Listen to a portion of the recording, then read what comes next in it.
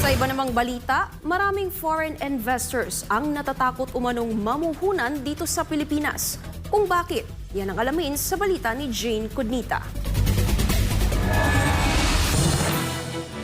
Any serious company will not gamble with the Philippines at this time under a BBM administration.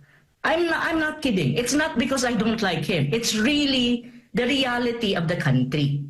Nauungusan na umano ang Pilipinas ng iba nating karatig bansa sa Southeast Asia pagdating sa foreign investors. Yan ang sinabi ni geopolitical analyst Professor Ana Malindog Uy sa panayam ng SMNI ukol sa estado ng ekonomiya ng bansa ngayon.